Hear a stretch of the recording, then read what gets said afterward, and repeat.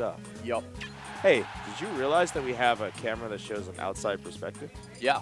It's freaking me out right now. It's Because remember, kinda- it's not the head-to-head anymore. It's just side to side now. Well, no. Oh, I see what you mean. Yeah. So. That's cool. That's But cool. here we I go. like We that. see ER17 coming in with that young Mewtwo, and Reptile1425 coming in with that green, the disgusting Roy. I actually, good thing to know. A lot of people that haven't been playing Smash or checking out Smash information recently, there was a Roy in top 8 of Shine. He is a Sonic Roy main. Static Manny? Yep, Static Manny, also known by several different names. So Roy kind of getting a little bit more recognition out there, and actually Reptile handling business. Really, yeah, that was a nice little string he had there. I think ER17 is kind of struggling figuring out what to do here because he's kind of getting slapped around left or right across the stage. A lot of what's going to hurt him in this is Roy's speed because Mewtwo he wants to fight a little bit of a slower game. Plus Mewtwo is just so darn big that honestly Roy can get that hit a lot more easily than he can on certain other characters. I agree. He can also just get a lot more things that wouldn't be firm on a lot of other characters because he's so tall and just so unnecessarily big. However, one thing that I think favors Mewtwo in this matchup is that Roy has a sword, but it works literally like a butter knife in terms of range.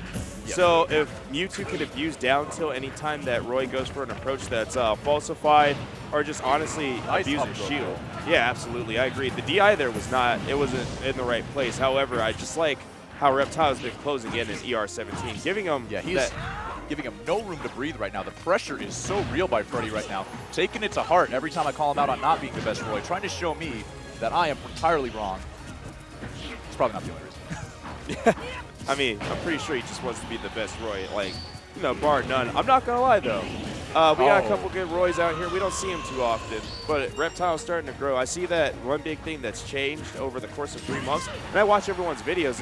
It's raw as forward smash. I know, right? That ledge pressure. That's what's changing for him a lot.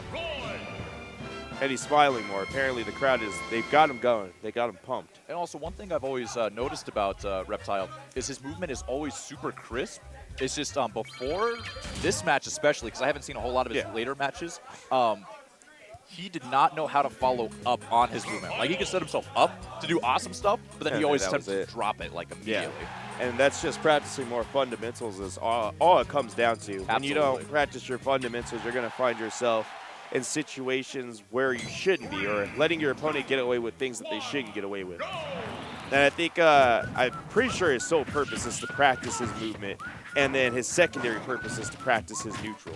Which, I mean, yeah, I mean, that's not the worst way to go, I guess. I mean, if you eventually combine the two, it always works out. I don't know, man. I've always been one for the other side of things. However, we still got a match going on, Absolutely. and it looks a little more even this time around. Coming into the beginning, ER17 getting that young damage in, probably getting more of an understanding of what Roy is completely capable of, and jumping out of that situation, down throw, no more forward smash on him. Correct. Now, so what other kind of adjustments do you think he needs to make to win this matchup? I feel like one thing that's going on with Reptile is the spacing is slightly off. And so if he can abuse the fact that his spacing is slightly off and get punishes like that, get grabs, and just remain patient, remain calm, let Reptile come to him, I think that's going to benefit him a lot. But doing things like that, knowing that the ledge is going to be covered and hovering near the ledge like that, not a good idea. He might not be used to like a Roy edge guarding that way. I know a lot of players who aren't used to that will kind of just fall into it because they're unsure of the range of it. Absolutely. And I mean, Roy's not a character you necessarily see every day. Yeah, so, usually not. Even though he is our boy, he's not a boy played off. Yeah, exactly. We're looking for more of a man character.